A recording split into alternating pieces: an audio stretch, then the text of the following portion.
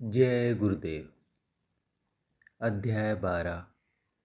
सिद्धि क्षेत्र बद्रीनाथ से वापसी। बाबा काली कमली पंचायती क्षेत्र की धर्मशाला में हम सुबह 7 बजे उठ गए। यह धर्मशाला बद्रीनाथ मंदिर के बगल में कुछ ऊंचाई पर स्थित है। पहली मंजिल में हम रुके थे, जहाँ पर 2 शौचालय थे। एक शौचालय बंद था, स्नान गृह भी बंद था। सारे यात्री एक ही शौचालय में निवृत्त होकर हाथ मुंह धोने के लिए ऊपर की मंजिल पर जा रहे थे। हम भी ऊपर गए। टूथपेस्ट करते समय हमने देखा कि 3-4 जवान लड़कियां नल के पास आ गई थीं। वे यहाँ की मूल निवासी लगती थीं। रंग गोरा, कद छोटा, नाक सुतवां तथा वेशभूषा साधारण थी। आकर कपड़े धोने लगी। वो आपस में हमें देखकर अश्लील मजाक करने लगी। फिल्मी गाना गुनगुनाते हुए उन्होंने कामुक दृष्टि से हमारी ओर देखा। मैंने उनकी ओर गौर से देखा। वह मुस्कुरा रही थी। अंतर्मन तक मेरे शरीर में फुरफुरी भर गई। लगा ये मेरी परीक्षा ले रही हैं। 10-12 दिन से मैं भी अपनी पत्नी सरिता से अलग रहा था। काम तो भावना के अनुरूप पैदा होना प्रकृति की देन है। ऐसे ही ऑस्ट्रिया की युवती ललिता बस में जब मुझसे सटकर बैठी बतिया रही थी, शरीर रोमांचित हुआ था। गैरिक वस्त्रों ने मेरे विवेक को जगाया। लोक लज्जा का भय मन ने जगाया।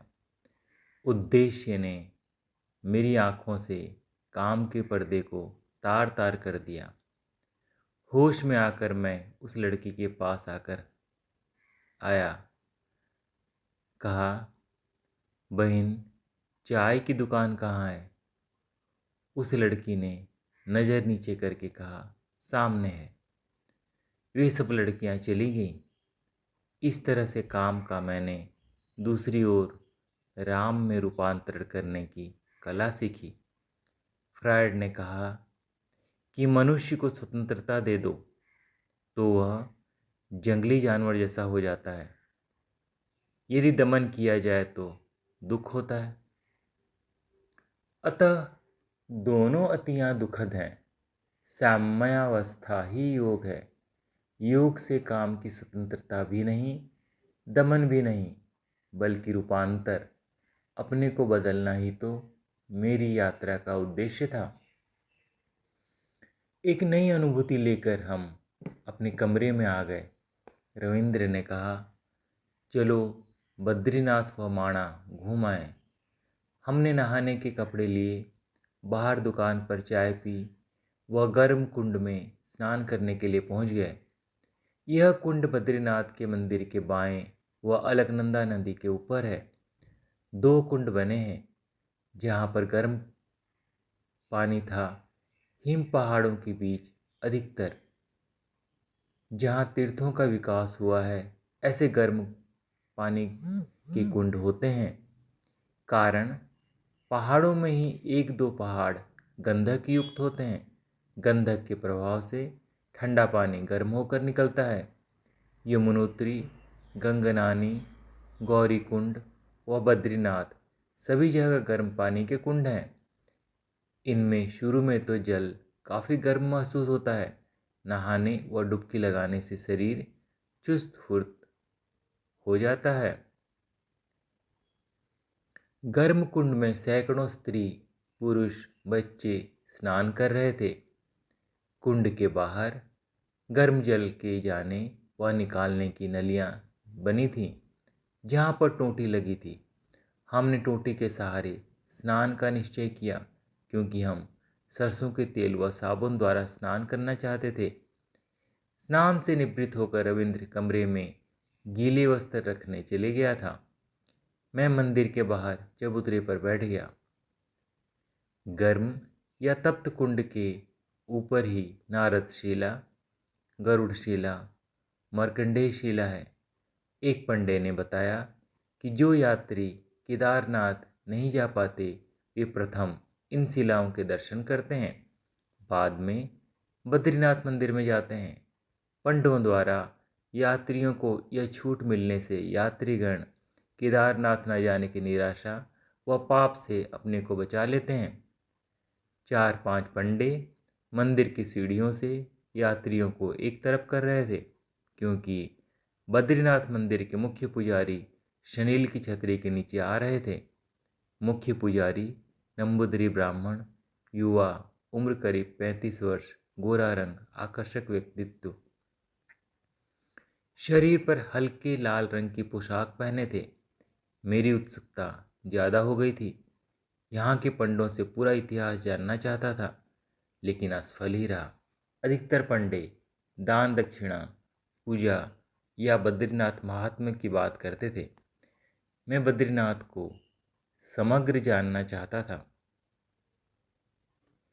एक साधु ने श्री प्रभुदत्त ब्रह्मचारी की किताब बद्रीनाथ दर्शन मुझे दी। बोले, लेखक ने 1942 में बद्रीनाथ की यात्रा पैदल की थी, जिसमें विस्तृत रूप से बद्रीनाथ मंदिर का इतिहास कुछ प्रामाणिक लिखा है। पाठक भी इस किताब को पढ़कर विस्तृत जानकारी जान सकते हैं।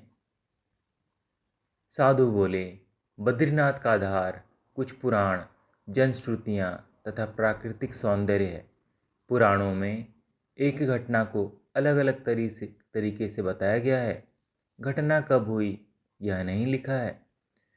क्योंकि कुछ पुराण सिर्फ श्रद्धा पर आधारित हैं, उनमें लिखी घटना कल्पना है या सत्य कहा नहीं जा सकता। विदेशी सभ्यता ने क्रमबद्ध घटना को जो समयानुसार वर्णित की हुई हो सत्य मानकर उसे ही इतिहास कहा है। बद्रीनाथ, अलकनंदा, घंटाकर्ण व आसपास के तीर्थों की महत्ता व सत्यता हिंदुओं के लिए मुख्यतया पुराणों के अनुसार है। स्कंद पुराण के वैष्णव खंड में बद्रीनाथ के तीर्थों का यथाक्रम वर्णन है। श्रीमद् भागवत, देवी भागवत, वायु पुराण, वामन पुराण, कूर्म पुराण, नारद पुराण, ब्रह्म वैवर्त पुराण, वराह पुराण में बद्रीनाथ व केदारनाथ का वर्णन है। महाभारत के वन पर्व में स्थान स्थान पर बद्री वन की पवित्रता और महत्ता का उल्लेख आता है। नारायण देव का आश्रम कृष्ण गंगा व शीतल गंगा के पवित्र स्थान में है, जहाँ पर देवता, यज्ञ, ऋषि, मुनि सदा वास करते हैं। जनश्रुति के अनुसार आदि गुरु शंकराचार्य ने, जो केरल दक्षिण भारत के नंबूदरी ब्राह्मण थे, 32-33 वर्ष की आयु में बौद्ध धर्म को ध्वस्त कर वैदिक धर्म का साम्राज्य भारत के चारों कोनों में स्थापित किया। वैदिक धर्म के कर्म, मूर्ति, यज्ञ, ब्राह्मणत्व, वर्णाश्रम प्रथा को उन्होंने पुनः जीवित किया। उन्होंने 4 मठ बनाए। उत्तर में वह बद्रीनाथ आए।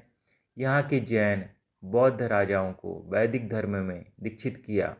वह प्रतीक रूप में नंबूदरी ब्राह्मण के अधीन यहाँ की व्यवस्था स्थापित कर दी। आज तक मठ की वही परंपरा चली आ रही है, लेकिन मठ की यह परंपरा विक्रमी संवत 1500 से 1833 तक ही मिलती है, जिसमें 21 मठाधीश हुए हैं। मैंने कहा कि संवत 1500 से ही यह तीर्थ अस्तित्व में आया होगा। वे बोले, कुछ निश्चित नहीं कहा जा सकता। इतिहासकारों ने तो 7वीं या 8वीं शताब्दी में शंकराचार्य का होना निश्चित किया है। शंकराचार्य ने अपने मत को स्थापित करने के लिए साम, दाम, दंड, भेद का सहारा लिया। हम आज भी प्रकृति के अमृत स्वरूप उपवन को अपने मतानुसार व स्वार्थानुसार पूजकर धन्य समझ रहे हैं। क्या ईश्वर व प्रकृति किसी धर्म के दास हैं? साधु ने आगे कहा, पांडुकेश्वर के मंदिर में 4 ताम्रपत्र आज भी रखे हैं, जिनके अक्षर पाली व संस्कृत में हैं। वैदिक ब्राह्मण संस्कृत की उन्नति के लिए प्रतिबद्ध थे, अतः पाली व संस्कृत में लिखे होने के कारण बौद्ध काल में लिखे गए होंगे। इसके अतिरिक्त तब ताम्रपत्रों में प्रबद्धमान विजयपुर संवत्सर आता है। इससे विक्रम संवत का या तो जन्म नहीं हुआ होगा या अधिक प्रसार नहीं था। दूसरे, शारदा मठ में विक्रम संवत का उल्लेख पाया जाता है। जैसे हिंदू आर्य भी ईसा के संवत या अधिक प्रचलन होने से व्यवहार करते हैं, उसी तरह उन दिनों प्रबद्धमान संवत का प्रचार अधिक होगा। जैनियों के महावीर प्रबद्धमान कहलाते हैं, अतः वे लोग जैन होंगे।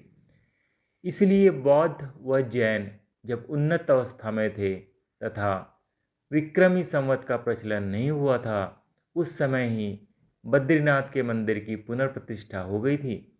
शायद पहले बौद्ध धर्म के अनुयायी बुद्ध के रूप में व जैन धर्म के महावीर रूप में इस मंदिर की पूजा करते हों। बाद में शंकराचार्य ने इस मूर्ति को ही विष्णु रूप में पूजने का प्रचलन किया हो। माणा के भोटिया लोग अभी भी इसे बुद्ध की प्रतिमा मानते हैं। 1942 में श्री प्रभुदत्त ब्रह्मचारी ने लिखा है कि जैन अनुयायी बद्री विशाल मूर्ति की पूजा महावीर मानकर करते हैं। मेरे मस्तिष्क में कल्पना उठी कि बद्रीनाथ धाम क्यों नहीं हिंदू, बौद्ध, जैन का प्रतीक स्थल बनकर उभरे। पूर्व काल में यह तीनों का उपासना स्थल था, लेकिन फिर पंडों के स्वार्थ तथा धर्म की श्रेष्ठता कहाँ जाएगी। धर्म को तो पहले से ही आज तक धर्म गुरुओं ने अपने स्वार्थ का साधन बना रखा है। यह सोच असंभव ही लगी। जय गुरुदेव।